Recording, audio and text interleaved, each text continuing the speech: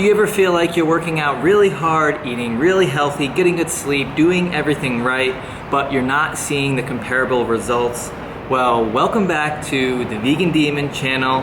In this video, I'm going to walk through some of the reasons that may be preventing you from hitting all of your fitness goals, not seeing what you want to see on the scale or in the mirror. So let's get into it. If your goal is to lose weight and or fat, the only possible way that you can do this is to put your body in a calorie deficit, which means you consume less calories than your body actually burns. Your body naturally burns calories simply by living and breathing, but you can increase your calorie expenditure simply by doing activities such as gardening or house chores, all the way up to high intensity interval training, running, cycling, etc. Most of us have a general understanding of which foods are low calories, such as salads, versus foods that are high calories, such as burgers and fries.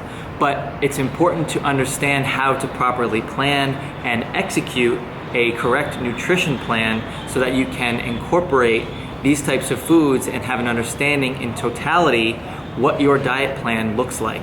Now I'll go through a few common mistakes that most people make at least once during their fitness journey, so hopefully you can understand and prevent yourself from making the same mistakes. If the goal is to lose weight, most people are pretty diligent about eating in a calorie deficit Monday through Friday, but then once the weekend comes around, they will indulge in treats and high calorie foods and even alcohol, which can set you back. I used to be guilty of this same routine myself. I would eat hard-boiled eggs for breakfast, salad for lunch, chicken, broccoli, potatoes for dinner, but then when the weekend came around, I would indulge in lots of bagels, pizza, dumplings, as well as alcohol, and then go right back to the same routine the following week of trying to eat healthy, but not noticing any progress in the mirror or on the scale. If you just hang with me for a little bit, we'll go through some math examples to try to explain what's actually happening with your nutrition and how it relates to weight loss. I'm going to use imperial measurements for this explanation because that's what I'm most familiar with. So 1 pound of fat is equal to 3,500 calories. So a half a pound of fat is equal to 1,750 calories.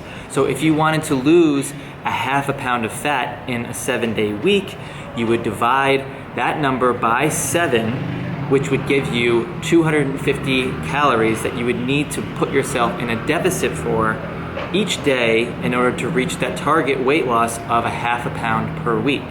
But in order to know how to put yourself in a calorie deficit, you first need to know how many calories your body actually burns. So you can use some tools online such as Total Daily Energy Expenditure or TDEE calculator. You can Google that online. You can enter your information such as your age, weight, and height, and it will calculate a rough estimate for how many calories your body burns per day. So for reference in this explanation, let's use a 30-year-old male who weighs 180 pounds. He's 6 foot tall and he doesn't do any exercise at all. This person would burn 2,100 calories per day just from living and breathing. So continuing with the previous example of wanting to lose a half a pound of body fat per week, this individual would need to consume 1,850 calories per day because we know that they burn 2,100 calories per day just from living and breathing before factoring in any exercise. Luckily, exercise gives us a little bit more wiggle room to play with as far as calorie consumption because exercise burns calories, which allows us to consume more calories without having to starve yourself to put yourself in a calorie deficit. So in a tough 30-minute cardio session, you can burn roughly 400 calories. So continuing with this previous example of this individual needing to consume 1,850 calories per day to meet their target weight, if we factor in that 30-minute cardio session per day, that's an additional 400 calories that he can consume and still meet his target weight. So now he can consume up to 2,250 calories. Where most people fall off track in this scenario is either 1, overestimating how many calories you burn during your cardio sessions, or 2, underestimating how many calories you're actually consuming. 400 calories burned in a 30-minute cardio session can easily be erased with 3 beers, a handful of potato chips, or even worse, tablespoons of olive oil. If you take anything away from this video, it is the importance of calories in versus calories out. Just because you may not be tracking every single calorie that you are consuming does not mean that they do not count. And the number of calories in your meal is not correlated to how satiated you feel from that meal. Dieting doesn't have to be super restrictive and putting yourself on the brink of starvation every day. You should turn to foods that are the best bang for your calories, such as potatoes, oatmeal, vegetables, foods that are really satiating for low calories. You don't need to track your calories every single day for months on end, but I do recommend maybe tracking your calories for maybe a week. I use the app called Chronometer, and it's really helpful. You can enter all sorts of different brands of foods, and it tells you not only the calories, but the macros and the micros, so you have a full profile understanding of what your diet consists of. And most people gravitate towards the same meals week by week, so just by tracking for 1 week, you kind of have a general understanding that you can reference for calories that you are consuming down the road when you don't necessarily want to track calories anymore. I want to touch on alcohol separately because alcohol is sort of a double-edged sword, because not only are you drinking back those calories, but the alcohol is also preventing you from your optimal muscle growth, since alcohol inhibits muscle protein synthesis. Also, if you have the tendency to overindulge in alcohol, it could start to affect your workouts that are scheduled for the next day, since you may lose motivation or you may not feel up to doing the workout, which can set you back a little bit further in your fitness journey.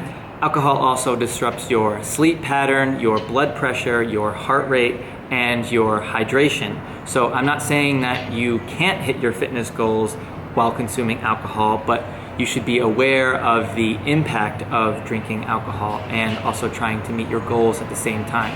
Alternatively to being in a calorie deficit, if you're looking to build muscle and gain weight, you need to put yourself in a calorie surplus. Calories literally means energy, so you can't expect to put yourself in a huge calorie deficit and gain muscle, because your muscles need energy to grow, and if you're starving them, they're not going to be able to grow.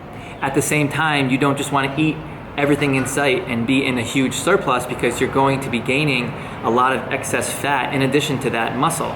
So you may have heard of the terms bulking and cutting. So the concept is to bulk slightly in a slight calorie surplus so you can gain that muscle, and then go through a period of cutting where you're in a slight calorie deficit while still maintaining high amounts of protein so you can preserve the muscle that you just gained and then also lose that excess fat. Calories are the cornerstone for how your weight fluctuates, so hopefully this video helped break down the concept behind that and clarify some common confusion for why you may not be hitting your weight target goals.